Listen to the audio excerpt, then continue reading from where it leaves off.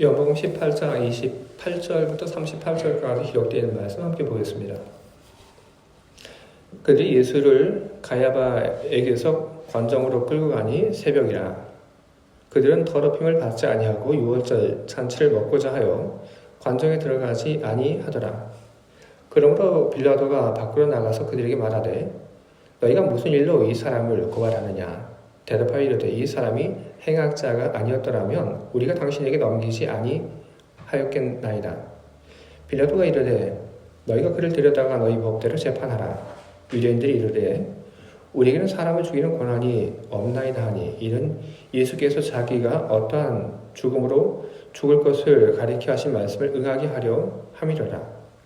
이에 빌라도가 다시 관정에 들어가 예수를 불러 이르되 내가 유대인이 왕이냐. 예수께서 대답하시되 이는 내가 스스로 하는 말이냐 다른 사람이 나에 대하여 내게 한 말이냐. 빌라도가 대답하되 내가 유대인이냐.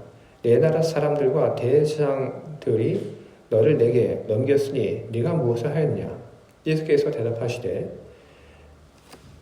내 나라는 이 세상에 속한 것이 아니니라. 만일 내 나라가 이 세상에 속한 것이었더라면 내 종들이 싸워 나로 유대인들에게 넘겨지지 않게 하였으리라. 이제 내 나라는 여기에 속한 것이 아니니라. 빌라도가 이르되 그러면 내가 왕이 아니냐. 예수께서 대답하시되 내 말과 같이 내가 왕이니라. 내가 이를 위하여 태어났으며 이를 위하여 세상에 왔나니 곧 진리에 대하여 증언하려 함이로라. 무릇 진리에 속한 자는 내 음성을 듣느니라 하신대. 빌라도가 이르되 진리가 무엇이냐 하더라. 이 말을 하고 다시 유대인들에게 나가서 이르되 나는 그에게서 아무 죄도 찾지 못하였노라. 아멘. 우리 함께 기도하겠습니다. 하나님의 부르심을 받고 우리들이 이곳에 왔습니다. 이곳에 오니 주님께서 먼저 와 계시고 이곳에 우리들이 와 있으니 주님께서 우리 기도를 인도하시고 그리고 우리 마음을 이끌어 가십니다. 주님의 인도함 속에서 우리는 주님을 향하여 예배를 드리고 있습니다. 우리 예배가 하나님께서 기쁘게 여기시는 예배가 되고 있음을 믿습니다. 예배 중에 이제 주님께서 우리들에게 말씀하시니 이제 우리들이 우리 입을 닫고 귀를 열고 마음을 열고 주의 말씀을 듣기를 바랍니다. 주의 말씀을 간절히 사모하는 우리들 모두에게 주의 말씀이 선포되어지기를 원합니다. 그 말씀의 힘에 이끌려 우리들이 주의 뜻을 따라 사는 사람들이 되게 하시고 주의 뜻을 따라 사는 우리들의 삶 속에서 맺어지는 열매들로 우리 하나님께 큰 영광이 있게 하시옵소서. 예수 그리스도의 이름으로 기도합니다. 아멘. 오늘 사순절을 보내면서 저는 요한복음에 있는 이 말씀을 함께 여러분들과 읽었습니다. 오늘 제가 여러분들과 함께 읽은 이 말씀은 예수님의 그 재판에 대한 이야기가 기록되어 있는 성경 말씀입니다. 예수님께서는 그 재판의 그 자리에서 어떤 중요한 증언을 하시게 됩니다. 어떤 이야기를 예수님께서 하셨냐면 바로 나는 왕이다라는 그런 증언을 예수님께서는 하시게 됩니다. 이런 증언이 다른 자리도 아니고 재판의 그 자리에서 되었다고 하는 것은 우리들에게 시사하는 바가 무척 큽니다. 똑같은 말이라 하더라도 그 말이 어디에서 되는가? 그 장소에 따라서 그 말의 무게가 무척 달라지게 됩니다. 재판에서 증언을 하는 사람, 그 사람이 하는 그 말 한마디 한마디는 다른 데서 하는 말보다 훨씬 무겁습니다. 예수님께서는 바로 그런 자리에서 무척 어려운 이야기, 나는 왕이다라고 하는 그런 이야기를 예수님께서는 빌라도 앞에서 하셨습니다. 그런데 예수님의 그런 이야기를 보게 되면 예수님께서는 이전에 단 한 번도 당신 자신을 가리켜서 왕이다라는 그런 이야기를 하신 적은 없습니다. 그런데 어떻게 예수님을 고발한 사람들, 그 사람들은 예수님을 가리켜서 예수님께서 왕이라고 당신을 칭했다고 그렇게 이야기했을까요? 어떻게 빌라도는 예수님에게 당신이 왕이냐는 그런 질문을 던지게 된 것일까요? 그것은 예수님께서는 직접 내가 왕이다라는 그런 얘기를 하지 않으셨지만 예수님을 따라다녔던 사람들이 예수님을 가리켜서 왕이라고 이야기를 했기 때문입니다. 구체적으로 요한복음 12장 13절 보면 이런 이야기가 기록되어 있습니다. 동리나무 가지를 가지고 맞으러 나가 외치되 호산나 찬송하리로다 주의 이름으로 오시는 이 곧 이스라엘이 왕이시여. 예수님께서 예루살렘에 들어가실 때 그때 예수님의 예루살렘으로 가는 그 길을 환영하는 사람들이 예수님 바로 왕이다 그렇게 고백을 하였습니다. 사람들은 예루살렘으로 들어가는 그 예수님을 가리켜 왕이다 그렇게 고백을 했는데 그런 고백을 듣고 무척 마음이 상한 그런 사람들이 있었습니다. 그 사람들은 유대교 골수 분자들입니다. 우리가 알고 있는 바리새인들 그리고 서기관들 그리고 또한 종교 지도자들 그들은 이스라엘 백성들이 예수님을 가리켜서 왕이라고 이야기한 그 이야기를 들으면서 무척 불쾌하게 그들은 느꼈습니다. 왜냐하면 왕이라고 하는 것은 하나님이 내는 것인데 그런데 유대교에 몸담고 있는 사람들이 볼 때 예수님은 아무리 봐도 유대교가 정한 그 기준에 합당한 왕이 아니었습니다. 사람들은 예수님을 왕이라고 하고 그리고 유대교에 깊이 있는 사람들은 예수님을 왕이라고 하는 그 이야기를 듣고 무척 반감을 갖고 있는데 예수님께서는 그 모든 것을 보시고 알고 계심에도 아무런 이야기를 하지 않으셨습니다. 그래서 유대교에 깊이 몸을 담고 있는 사람들은 어떤 생각을 했냐면 예수께서 이렇게 조정을 했다 혹은 그렇지 않더라도 예수께서 이것을 용인했다 그렇게 판단을 했습니다. 그래서 그런 판단을 내린 유대교에 있는 사람들은 예수에 대해서 무척 분개하는 마음을 갖고 그리고 예수에 대한 어떤 적대적인 행동을 취하려고 했습니다. 그것이 어떤 적대적인 행동이냐면 바로 예수를 죽음으로 몰고 나가는 것이었습니다. 예수에 대해서 좋지 않은 마음을 품고 있는 사람들이 예수를 죽이려고 했던 것 그것은 레위기 24장 16절에 있는 말씀에 그런 판단의 근거들이 존재를 하고 있었습니다. 레위기 24장 16절 이렇게 기록되어 있습니다. 여호와의 이름을 모독하면 그를 반드시 죽일지니 온 회중이 돌로 그를 칠 것이니라. 거류민이든지 본토인이든지 여호와의 이름을 모독하면 그를 죽일지니라. 이렇듯 구약의 말씀은 하나님을 모독하는 그런 사람에 대해서 그 사람을 처벌하라고 그 사람을 사형에 처하라고 그렇게 이야기하고 있습니다. 그런 규정에 의지하여 전사님 그냥 나오시기 바랍니다. 네, 손 안 대도 됩니다. 그런 규정에 의지하여 예수님을 미워했던 사람들은 예수님을 어떻게든 죽일 그런 생각을 하게 됩니다. 그런데 예수님을 죽이려고 하는데 유대인들이 가지고 있는 그런 현실법으로는 예수님을 어떻게 할 수가 없었습니다. 그것은 그 당시 로마가 유대인들에게 어떤 자치권을 부여하긴 했지만 사람을 죽이는 그런 권한은 부여하지 않았기 때문에 그런 것입니다. 그런데 예수님을 어떻게든 처벌하고 예수님을 어떻게든 죽이려고 했던 그런 유대교 보수분자들, 그들은 로마의 그 법을 이용하기로 그렇게 결정을 내립니다.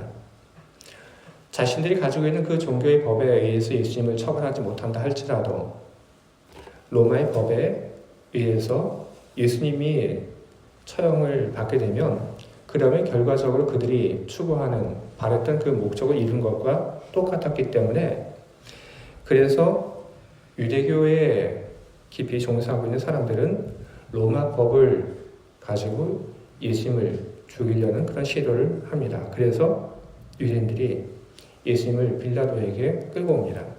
그리고 고발합니다. 빌라도에게 예수님을 끌고 와서 뭐라고 고발하냐 하면 행악자라고 고발합니다. 이 사람이 악을 행하였다. 어떤 악을 행하였는가? 바로 예수가 유대인의 왕이라는 그런 악을 행했다. 바로 그것이 예수님을 빌라도 앞으로 끌고 온 사람들이 빌라도에게 한 그런 고발의 내용입니다. 빌라도는 그 이야기를 듣고 믿지 않았습니다. 하지만 예수님을 끌고 온 사람들이 예수님을 가리켜서 유대인의 왕이라고 했기 때문에 그것을 다스리는 입장에서 그냥 넘어갈 수는 없었던 것입니다. 그래서 빌라도가 예수님을 앞에 세우고 피의자 신문을 하게 됩니다. 묻죠. 네가 누구냐? 빌라도는 예수님께 네가 왕이냐고 묻습니다. 피의자 신문을 하고 있는데 그런 질문을 하면서 빌라도는 어떤 마음을 가지고 있었냐면 예수가 거기에 대해서 아니라고 대답할 거다. 그런 생각을 가지고 그런 질문을 던지게 됩니다. 그런데 예수님께서는 뜻밖의 그런 대답을 하십니다. 내가 왕이다. 예수님께서는 당신이 살 수 있는 그런 기회를 스스로 발로 차버린 것입니다. 어떤 고문에 따른 거짓 자백도 아닙니다. 빌라도가 물었던 그 자리에서 내가 왕이 아니다라고 이야기를 한다면 그러면 그 자리에서 풀려날 수 있습니다. 자기 말로 걸어나갈 수 있습니다. 하지만 예수님께서는 빌라도가 신문하는 그 자리에서 이야기를 하셨습니다. 나는 왕이다. 예수님께서 나는 왕이다라고 선언하신 바로 그 선언은 자기 목숨과 바꾼 그런 선언이었던 것입니다. 예수님께서 왕이라고 이야기를 하셨습니다. 예수님께서는 그렇다면 어느 나라의 왕입니까? 예수님께서는 나의 나라는 이 세상에 속하지 않는다. 그렇게 이야기를 하십니다. 나의 나라가 이 세상에 속하지 않는다라고 하는 이 말은 나는 지금 이런 세상을 나는 원하지 않는다는 그런 말로 그렇게 들리기도 합니다. 예수님 당시에 팔레스틴, 그 땅은 정의가 세워지지 않는 그런 곳이었습니다. 로마가 군대를 가지고 사람들을 다스리는 그런 곳이었고, 그리고 로마의 그 군대가 이제 무력으로 팔레스틴을 지배하고 있는 그때 종교 지도자들은 로마가 허락한 그런 권한을 가지고 종교적으로 많은 사람들을 핍박하고 그리고 착취하는 그런 일들을 해갔습니다. 그런 속에서 사람들은 가난해졌고 그런 속에서 사람들은 집도 없이 여기저기를 떠돌아다니는 그런 생활을 할 수밖에는 없었던 것입니다. 원하지 않는 강도짓을 해야만 했던 그런 세상, 먹을 것이 없어서 가족을 등지고 떠나야 했던 세상, 아프고 병들었는데 그런데 아프고 병든 사람을 어느 누구도 어떻게 해주지 못해서 그래서 홀로 어떻게든 살아가야 했던 그런 세상. 예수님의 그 말씀을 가지고 어떤 사람들은 예수님께서 바로 그런 세상을 부정했다라고 이야기를 하기도 합니다. 그리고 예수님께서 원하시는 세상은 그런 세상이 아니라 새로운 세상을 예수님께서 꿈꾸셨다. 그렇게 이야기를 하기도 합니다. 하지만 그런 이야기들은 올바르지 않습니다. 예수님께서 하신 그 말씀을 보게 되면 분명히 예수님께서 이야기하십니다. 나의 나라는 이 세상에 있지 않다. 예수님께서는 나의 나라는 이 세상에 있지 않다고 얘기하셨습니다. 예수님의 나라는 우리가 보고 있는 이 세상이 아니라 이 세상 밖에 있는 것이라고 예수님께서는 말씀을 하셨습니다. 나는 이 세상이 아니라 이 세상 밖에 있는 그 나라에서 이곳에 왔다. 그리고 예수님께서 이 세상에 오신 그 이유를 설명하십니다. 진리에 대하여 증언하기 위하여 이 세상에 왔다. 진리라고 하는 것은 뭘까요? 오늘 우리가 읽고 있는 이 본문 말씀 속에 진리라고 하는 말이 등장을 합니다. 그런데 이 본문이 있는 요한복음만 하더라도 진리라고 하는 말이 여러 곳에서 사용이 되고 있습니다. 요한복음 14장 6절을 보게 되면 이런 말씀이 있습니다. 내가 곧 길이요 진리요 생명이다. 예수님께서 하신 말씀입니다. 예수님께서 당신 자신을 가리켜서 내가 곧 길이요 진리요 생명이다. 예수님 자신, 바로 진리라고 예수님께서 말씀을 하셨습니다. 진리에 대한 또 다른 언급은 어디 있냐면 요한복음 17장 17절에 있습니다. 이렇게 기록되어 있습니다. 그들을 진리로 거룩하게 하옵소서. 아버지의 말씀은 진리이니이다. 이번에는 무엇이 진리라고 예수님께서 말씀하십니까? 아버지의 말씀, 하나님의 말씀이 진리라고 그렇게 이야기하십니다. 어느 곳에서는 내가 진리다. 그리고 또 다른 곳에서는 아버지의 말씀이 진리다. 그렇게 이야기하십니다. 진리라고 하는 것이 꼭 하나일 필요는 없습니다. 이것도 진리일 수 있고 그리고 또 다른 것도 진리일 수 있습니다. 하지만 요한복음에서 이야기하고 있는 진리, 그것은 여러 개가 아닙니다. 예수님께서 요한복음 14장 6절에서 이야기하신 것, 그리고 요한복음 17장 17절에서 이야기하신 것, 그리고 오늘 우리가 보고 있는 이 본문 속에서 이야기하고 있는 것, 그 진리, 그 모든 것은 하나의 말로 설명이 가능합니다. 그것은 바로 복음이라고 하는 말입니다. 복음 안에 담겨져 있는 그 메시지, 그리고 사건들, 바로 그것이 진리인 것입니다. 복음이 진리이기 때문에 내가 너희를 사랑한다고 한 그 하나님 말씀이 진리입니다. 그리고 복음 사건을 위하여 예수님께서 이 땅에 오신 것, 그리고 예수님께서 하신 것, 바로 그것이 인간의 그 구원을 보장한다고 하는 것, 그 역시 진리인 것입니다. 그리고 복음 그 안에 담겨져 있는 메시지 중에는 또 무엇이 있냐면 이 세상의 운명에 대한 것도 바로 이 복음 안에는 담겨져 있습니다. 예수님께서 오늘 이 본문의 말씀을 통해서 전하고자 하시는 것이 바로 그것입니다. 이 세상의 미래에 대하여, 운명에 대하여 예수님께서는 이야기를 하신 것입니다. 우리가 살고 있는 세상, 이 세상은 영원하지 않습니다. 이 세상은 죄가 가득하고, 그래서 이 세상은 결국 하나님의 심판을 받고 없어지게 될 것입니다.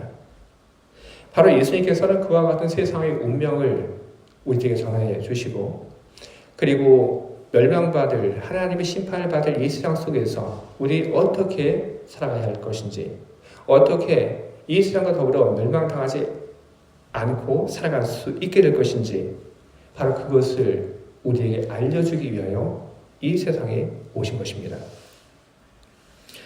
예수님께서는 우리들에게 우리가 살고 있는 이 세상이 전부가 아니라 이 세상 밖에 또 다른 나라가 있다. 그것을 알려주십니다. 그리고 예수님께서 그 세상을 알려주시고 우리를 바로 그 세상으로 안내해 주기 위하여 오신 것을 우리에게 알려주십니다. 사람이 예수님께서 하신 그 말씀을 신뢰하고 믿고 그리고 예수님께서 오신 그 나라에 대한 그 소망을 갖게 된다면 그 사람은 예수님께서 주시는 새로운 신분, 하나님 나라에 대한 그런 시민권을 얻게 될 것입니다. 그 시민권을 얻은 사람들은 이 세상과 운명을 같이 하지 않고 죽음으로 벗어나 하나님 나라로 들어가게 될 것입니다. 예수님께서 하시고자 했던 일들, 바로 시민권을 누구에게 부여하고 그 사람이 멸망하지 않고 살 수 있도록 살 기회를 열어주는 바로 그와 같은 일들, 그와 같은 일들이 우리가 사는 이 세상 속에서도 종종 있습니다. 우리는 팔레스타인에서 전쟁이 있었던 것을 우리는 알고 있습니다. 이스라엘이 그런 또 무력에 의해서 가자 지구가 봉쇄가 되었습니다. 가자 지구가 봉쇄가 되었을 때 그 누구도 가자 지구에서 떠나는 것이 허락되지 않았습니다. 아프더라도 그것을 떠나지 못했습니다. 먹을 것이 없더라도 그것을 떠나지 못했습니다. 그런데 전쟁이 터지고 좀 시간이 지나서 2023년 11월 초에 다른 국적을 가진 사람들이 가자 지구에서 떠나는 것이 허락이 되었습니다. 그래서 그때 가자 지구에 잡혀있던 사람들 중에 꽤 여러 사람들이 그 가자 지구에서 나와서 이집트를 통해서 다른 곳으로 떠나게 되었습니다. 가자 지구에서 벗어나서 이집트로 나갈 수 있었던 사람들은 누구인가? 그 사람들이 누구인가를 조사를 해보니까 그 사람들은 대부분 이중 국적자였습니다. 그곳에 국적을 가지고 있고 그리고 또 다른 나라의 국적을 갖고 있던 사람들, 바로 그 사람들은 다른 나라의 그 국적을 가지고 있다고 하는 그 단 한 가지 이유만으로 가자 지구에서 떠나서 다른 곳으로 이주할 수 있었습니다. 이보다 조금 더 오래된 또 다른 이야기도 있습니다. 예전 독일이 동독과 서독으로 나눠졌을 때 그때 동독에서 서독으로 탈출하고 싶은 많은 사람들을 도와준 한 사람의 이야기가 있습니다. 이 사람은 서독에서 평범한 생활을 하고 있었는데 하루는 동독에 살고 있는 친구로부터 도움을 청하는 그런 이야기를 듣게 됩니다. 내가 동독을 떠나서 내가 서독으로 내가 가고 싶은데 어떻게 나를 좀 도와줄 수 없겠냐. 그런 도움을 청하는 이야기를 듣고 서독에 있던 사람이 동독에 있던 사람을 어떻게 해서 도와주게 됩니다. 그리고 동독에서 서독으로 탈출하고 싶었던 사람이 성공을 해서 동독에서 서독으로 탈출하게 됩니다. 그리고 그 소문이 퍼져서 여러 많은 사람들이 나도 이 동독에서 벗어나서 서독으로 갈 수 있도록 좀 도와달라 해서 이 사람이 꽤 많은 사람들을 동독에서 서독으로 탈출하는 일들을 도와줬습니다. 어떻게 그런 일들을 해줬냐? 그 사람이 이야기를 합니다. 제일 처음에 동독에서 탈출하고자 하는 그 사람들에게 이렇게 시켰다고 합니다.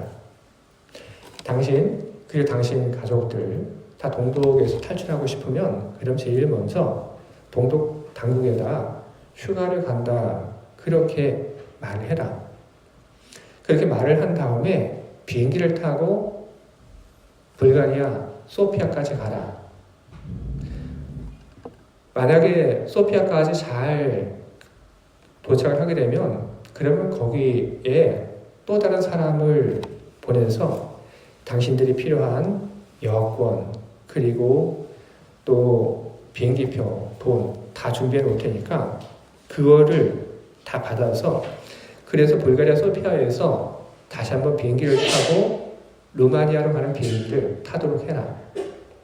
그리고 루마니아로 가는 그런 비행기를 탈 때에는 반드시 동독에서 받은 그 여권을 가지고 비행기를 타라. 그런데 비행기에서 내게 될 때 그때는 동독에서 받은 그 여권을 가지고 내리지 말고 루마니아에서 내릴 때에는 그냥 가짜로 만들어준 서독 여권을 가지고 이 루마니아로 입국하도록 해라. 그렇게 성공적으로 루마니아에 잘 입국을 하게 되면 그 다음에 루마니아에서 서독 가는 그 비행기를 타고 서독으로 넘어오면 된다. 그렇게 이야기했습니다. 그 이야기를 듣고 사람들이 그대로 했습니다. 그래서 약 한 200명 정도의 사람들이 나라를 옮겨가며 여권을 바꿔가며 동독에서 서독으로 탈출을 할 수 있게 되었습니다. 동독에서 탈출을 하려고 했던 사람들, 그 사람들이 중간에서 받은 그 여권, 그 국적은 사실은 진짜는 아닙니다. 임시로 만든 가짜 여권이고 가짜 국적이었던 것이죠. 하지만 우리들이 예수님께 받게 된 그 시민권, 그것은 가짜가 아닙니다. 그것은 진짜입니다. 예수님께서 하신 그 모든 이야기를 믿고 그리고 하나님 나라에 가기를 원합니다라고 고백한 사람들, 그리고 나를 도와주십시오 하고 주님께 도움을 청한 사람들, 그 사람들은 예수님으로부터 하나님 나라의 시민권을 받았습니다. 여러분들은 하나님 나라의 시민권을 받은 바로 그런 사람들입니다. 바로 우리들에게 하나님 나라의 시민권을 주기 위하여 예수님께서는 우리 곁으로 오신 것입니다. 바로 그 일을 위하여 하나님 나라의 왕이신 예수님께서 오셨습니다. 참 중요한 얘기입니다. 말단 책임자가 온 것이 아니라 하나님 나라의 가장 높으신 이, 그분께서 우리들에게 하나님 나라의 시민권을 주기 위해서 오셨습니다. 만약에 하나님 나라의 가장 높은 그런 권한을 가진 분이 오지 않고 하나님 나라의 말단으로 있는 누군가가 왔다고 한다면 어땠을까요? 우리는 과연 우리들이 받은 이 시민권이 정말일까? 우리 의심하게 되죠. 하지만 하나님 나라의 가장 높으신 왕 예수님께서 오셔서 책임지시고 우리들에게 하나님 나라의 시민권을 건네주셨기 때문에, 그렇기 때문에 우리는 지금 당장 종이로 하나님 나라의 그 시민권이 없다 할지라도 우리는 믿습니다. 우리에게는 하나님 나라의 시민권이 있다고 하는 것을 우리는 믿습니다. 예수님을 통해서 부여받은 하나님 나라의 시민권, 여러분 그것은 분명 여러분의 것입니다. 예수님께서 여러분들에게 주신 하나님 나라의 그 시민권, 여러분 그것은 절대로 취소되지 않습니다. 예수님께서는 무엇을 위하여 우리들에게 오셨고 예수님께서 무엇 때문에 우리들에게 하나님 나라의 시민권을 그렇게 주신 것입니까? 예수님께서 우리들에게 오셔서 하나님 나라에 대해서 이야기하시고 그리고 하나님 나라의 그 시민권을 우리에게 나눠주신 것, 바로 그 이유는 단 한 가지 말로 우리는 설명이 가능합니다. 바로 사랑입니다. 주님께서는 우리를 사랑하시기 때문에, 그래서 우리들이 세상과 함께 멸망당하는 것을 원치 않으셨고 주님께서는 우리를 사랑하시기 때문에 이 땅에 오셔서 하나님 나라를 우리들에게 알려주시고 그리고 하나님 나라에 우리들이 들어갈 수 있는 그런 자격을 우리들에게 부여하신 것입니다. 이제 우리는 우리 예수님으로부터 하나님 나라의 그 시민권을 가지고 살고 있는 그런 사람들입니다. 우리는 이중 국적자입니다. 이 세상에 살면서 이 세상의 시민권을 갖고 있고 그리고 우리는 하나님 나라의 시민권을 가지고 있는 그런 사람들입니다. 우리가 죽음을 맞이하게 될 때 혹은 그 전에 이 세상에 또 멸망이 오게 될 때 그때 주님께서는 우리를 주님의 나라로 들어가게 하실 것입니다. 우리가 죽는 그 순간, 멸망당하는 그 순간 그 위험으로부터 우리를 탈출시켜 주실 것입니다. 이제 우리는 그 날이 오기까지 우리는 어떻게 살아야 할까요? 우리는 주님의 나라에 들어가기 전까지 우리는 두 가지를 우리는 참 잘하면서 우리는 살아야 합니다. 그 두 가지는 무엇이냐면 순종적인 삶을 우리들이 잘 살아가야 하고 그리고 두 번째로 우리는 고백적인 삶을 우리는 참 잘 살아가야 합니다. 제가 아까 여러분들 앞에서 동독에서 탈출해서 서독으로 가는 사람들 이야기를 제가 드렸습니다. 그 사람들은 자기에게 시킨 그 이야기에 대해서 어떻게 반응을 했을까요? 당신 비행기를 탈 때 동독 여권 가지고 비행기 타고 그리고 내릴 때 그때는 서독 여권을 가지고 들어가라 이런 이야기들, 또 다른 이야기들. 동독에서 탈출해서 서독으로 가려고 했던 그 사람들은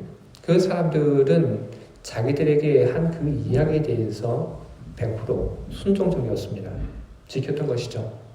뭘 어떻게 하라고 했던 그 이야기에 대해서 자기 마음대로 하지 않고 지시하는 그대로 그들은 순종적인 그런 태도를 그들은 보였습니다. 여러분, 바로 그것이 오늘 우리들의 이야기이어야 하는 것입니다. 우리는 주님의 말씀을 듣고 우리는 순종적인 우리는 삶을 살아야 할 것입니다. 주님은 우리들에게 이야기를 하시죠. 뭐라고 주님께서는 우리들에게 이야기하고 계십니까? 주의 말씀은 우리의 삶 속에 계속해서 들어옵니다. 그리고 필요한 때 필요한 말씀들을 우리에게 주십니다. 오늘 저는 이 설교를 준비하면서 주님께서 어떤 말씀을 나에게 하시나 저는 주님의 말씀에 귀를 기울여 보았습니다. 항상 기뻐하라. 그리고 뭐죠?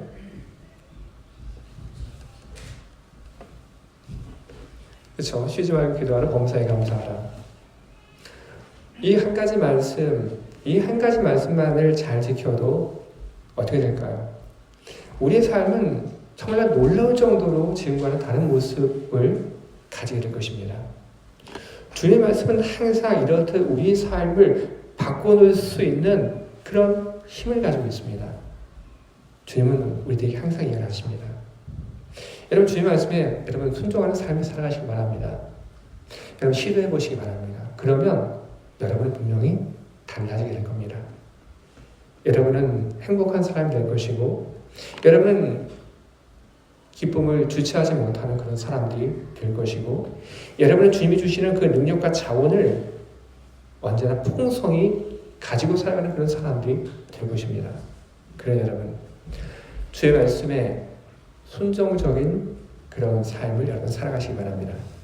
두 번째는 고백적인 삶을 우리는 살아가야 하는 것입니다. 예수님께서는 빌라도의 그 재판의 자리에서 어떻게 하셨습니까? 네가 누구냐? 내가 왕이냐? 그 말에 예수님께서는 아니요, 그렇게 얘기를 하지 않으셨죠. 부인하고 밖에 나가서 그래서 사람들을 위해서 내가 또 뭘 하면 되겠다. 예수님께서는 그렇게 타협하지 않으셨습니다. 예수님께서는 그 재판의 자리, 그 자리의 무거움과 그 중함을 알고 바로 그 자리에서 예수님께서 당신에게 생명을 걸고 이야기하셨습니다. 내가 왕이다. 나의 나라는 여기 있지 않다. 저 위에 있다. 예수님께서는 당신의 생명을 걸고 당신에게 생기는 그 불이익을 다 내다보면서 그렇게 고백적인 모습을 우리들에게 보여주셨습니다. 여러분, 그것은 우리들이 또한 따라가야 하는 그런 길입니다. 우리는 주님의 사람으로 우리는 고백적인 그런 사람들이 되어야 합니다. 우리는 무엇을 고백합니까? 바로 주님이 우리 삶 속에 있지 않았을 때 내가 살았는가? 그리고 주님께서 우리 삶 속에 오셨을 때 뭐가 달라졌는가? 내가 어떻게 변화되었는가? 우리는 고백하는 그런 고백적인 삶을 우리는 살아가야 할 것입니다. 여러분들 교회에서, 가정에서 여러분들 신앙 얘기 참 많이 하시죠? 어떤 이야기를 여러분 하시면 여러분 마음이 즐겁습니까? 누가 어떻게 했다 하는 흉보는 얘기 별 즐겁지 않죠? 대신 어떤 얘기가 즐겁습니까? 복음 이야기가 즐겁죠? 하나님 말씀 속에서 내가 이렇게 변화되었다 하는 그런 이야기들, 다른 사람이 그런 이야기 하게 되면 여러분 어떻습니까? 더 듣고 싶죠? 그런 이야기를 듣게 되면 또 어떻습니까? 내 얘기를 하게 되죠? 우리는 그렇게 살아야 하는 것입니다. 주님께서 우리 모두에게 고백할 만한 그런 이야기를 만드셨습니다. 여러분 삶 속에는 고백할 만한 아무런 이야기도 없는 그런 빈 가슴을 가진, 빈 기억을 가진 그런 사람은 단 한 명도 없습니다. 그래서 우리는 주님이 우리에게 하신 일들을 고백하는 그런 삶을 살아야 할 것입니다. 그런 고백적인 삶을 살게 된다면 나의 마음이 즐겁고 내 이야기를 듣는 그런 사람이 즐겁죠. 근데 정확하게 이야기하면 내 이야기를 듣는 것 아니죠? 어떤 이야기를 듣는 겁니까? 주님의 이야기를 듣는 거죠. 저 사람의 삶 속에서 일하신 그 주님의 이야기를 듣는 거죠. 우리가 즐거워하고 그리고 우리가 다른 사람의 그 고백을 듣고 우리가 반가워하는 것은 다른 누군가의 이야기 거기에 우리 관심이 있기 때문에 그런 것이 아닙니다. 주님의 이야기를 우리가 듣기 때문에 그래서 우리 마음이 즐거운 것이죠. 그리고 우리들이 그런 고백적인 삶을 살아가게 된다면 여러분 그것은 하나님을 알지 못하는 사람들에게 주님을 전하는 그런 전도의 도구, 능력의 도구가 되게 될 것입니다. 주님이 무엇을 하셨습니다. 주님이 이렇게 바꾸셨습니다. 주님으로 인하여 내가 이렇게 행복하고 잘 살고 있습니다. 이런 이야기들을 하게 된다면 여러분 어떨까요? 그런 이야기를 듣는 사람들은 그러면 교회에 대해서 어떤 마음을 가질까요? 그런 이야기를 듣는 사람들은 교회를 알고 싶고 그리고 교회에 오고 싶고 그리고 복음에 대해서 더 깊게 배우고 싶은 그런 마음을 갖게 될 것입니다. 여러분 순종적인 삶을 살아가시기 바랍니다. 그리고 여러분 고백적인 삶을 살아가시길 바랍니다. 사순절 예수님께서 이 땅에 오신 이유를 다시 한번 여러분의 마음에 새기시기 바랍니다. 그리고 예수님께서 우리 왕이라고 하는 것을 고백하며 그리고 주님께서 우리들에게 하신 일들을 기억하며 순종적인 삶을 고백적인 삶을 살겠다고 결정하고 그런 삶을 살아가시는 여러분들 모두가 다 되시기를 주님의 이름으로 축원을 드립니다. 함께 기도하겠습니다.